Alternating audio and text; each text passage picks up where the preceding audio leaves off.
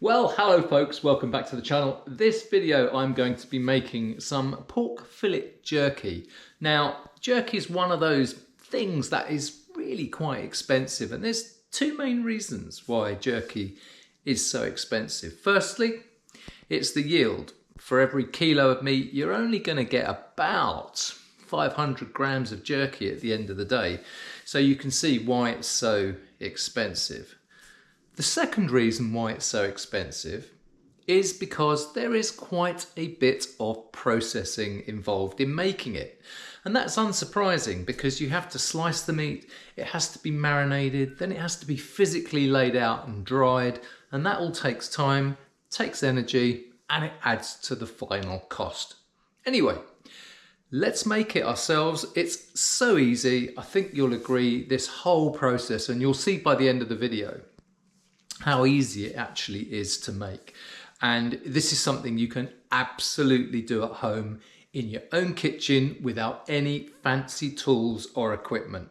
If you love the video, then please give it a big thumbs up, consider subscribing, and in the meantime, let's get to it. Okay, let's go down onto the bench. So I have here some pork loin.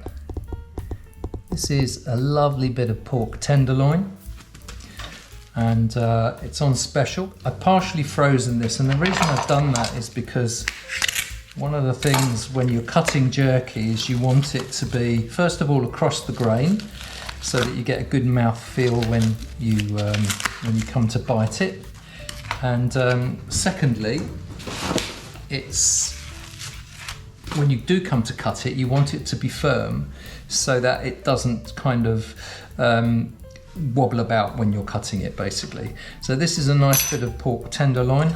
I'm going to be slicing this. I'll do this quite quickly, and you want slices around about 2 to 3 millimeters in thickness. So I will rush through this. It's a good way of getting nice accurate slices as well. Pre-freezing the meat just so that it's not solid, so that it's crystallized on the outside so that it holds its shape, and that's quite important.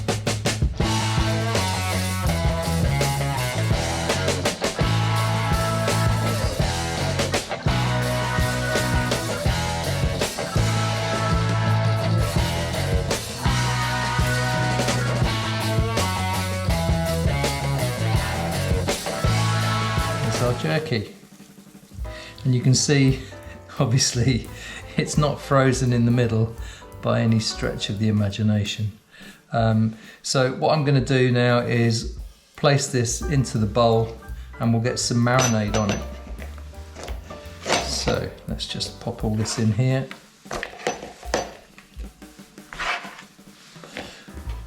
Right, so we have our marinade. Yeah, we've got our teriyaki sauce, and this is very simple. I'm just going to slather all this in there. I've got my chilli flakes here. They can go in. I've got a teaspoonful of salt. Now the chilli flakes was about 1.5 teaspoons, but that's a teaspoon of salt. And I've got some Szechuan pepper here. Now before that goes in, I'm just going to pop that into my pestle and mortar and just bust that around. Now, the Szechuan pepper is an option. Some people don't like it, got a bit of a reaction on the tongue. I actually think it's quite an intriguing flavour, so we are just putting in 1/2 teaspoon of that. Yeah, it's got an interesting aroma to it, that stuff. And that can go in. There we go. That's that done. And we've got our vinegar here. This is a live vinegar, and I'm going to put about 2 tablespoons in like that. Okay. Now we're just going to mix that all up. Before I do that, I'm going to put a glove on. Right, and we're just going to get into this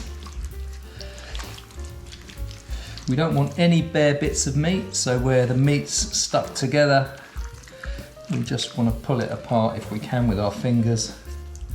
There's a great example there. So another way of doing this is to actually put all the marinade into here first and then dip each individual piece of meat into it and work that way. That way you absolutely guarantee that you'll get coverage on all sides of the meat. Now I'm going to let this marinade for probably about 2 or 3 hours, and it will absorb some of those flavours. I don't think I'm going to need to put this in the fridge because it's frozen, well, partially frozen shall we say, and I do actually want it to thaw out. Ooh, it's going rapidly down. 6, 5, 4, 3. Looks like a countdown, isn't it? Yeah, so that's really chilly now. Okay, I'm happy with that. We'll let that do its thing, and we'll come back to that. Yeah, it's down to less than 1 degree. So no need to put that in the fridge. That's safe as it is out on the workbench. We'll leave that for a couple of hours. I'll just stick some cling film over that, and that will be ready to go. Don't need our temperature probe in there now. Yeah, look at that. It's like I've done this before, isn't it? Okay, well there we are.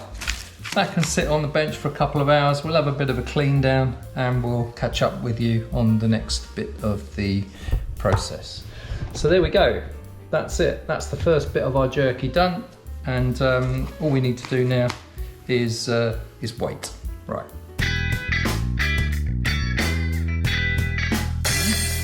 So I'm going to be putting all this meat onto these racks, and then I'm going to fire them in the oven. Now I've got the oven set very low. It's on its lowest setting, fan oven, 50 degrees Celsius, but I do have the actual door wedged open with a wooden spoon. Yes, so that makes life a lot easier. Right, I'll get this all knocked out. I'll do it double quick time so we don't have to worry too much about wasting time.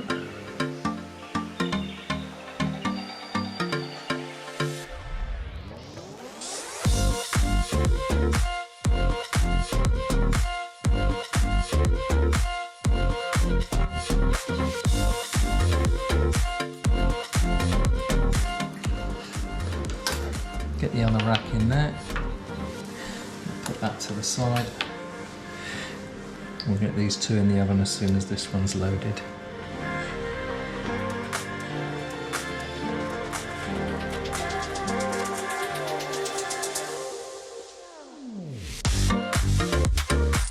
Okie doke.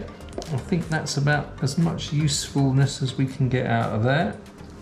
Right, that is ready to go into the oven. Yep, I've got everything out there. Gloves are coming off.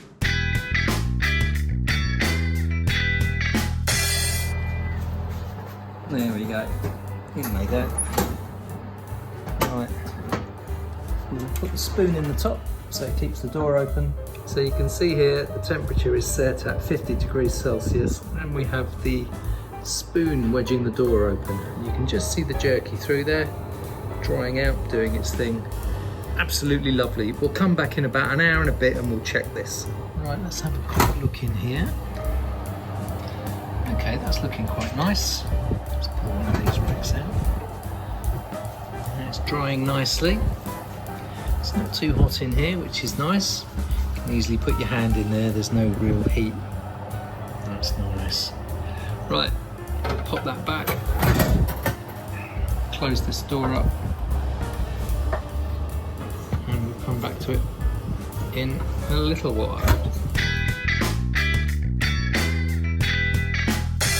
Well, the jerky has now been in the oven for 5 hours and is looking absolutely delicious. You can see it's shrunk quite considerably. It's time to get this out and put it on the workbench just to let it cool down. Now, just a note here, it's not completely dry. It's still got a little bit of flex in it so that you can bend it without it breaking. Anyway, that is our jerky. Right, here is our jerky. Let's get it down on the bench and take a look. I've already tried some of this and it is absolutely delicious. So here it is. So I took it out about 20 minutes ago and I've left it to dry. You can see there's lines on here. That's because about 2 hours ago I came in and I turned it over. So total drying time around about 5 hours. Some of them were quite thick, and obviously the teriyaki sauce you can see on some bits is still a bit tacky. That's because it's got some sweetness in it, and don't let that worry you. It is absolutely delicious.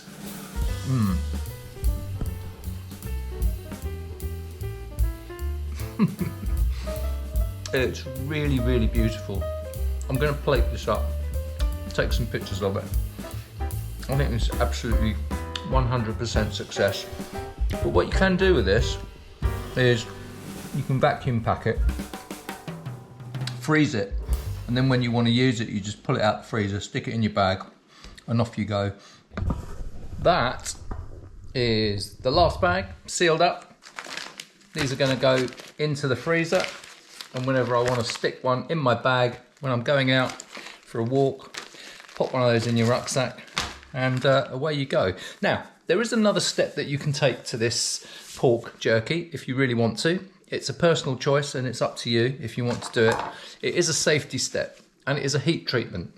So once the meat is dry, you can't do this when the meat's wet, otherwise you will just cook the meat and it won't be jerky, it'll just be dried cooked pork and that won't be good.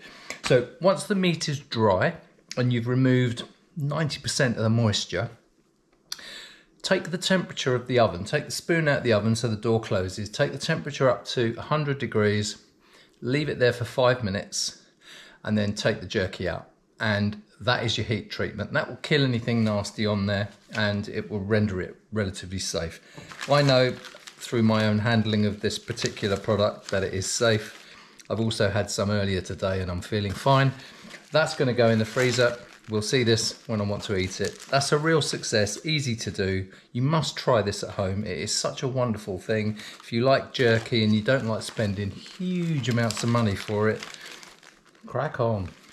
Anyway, freezer. Bye. See ya.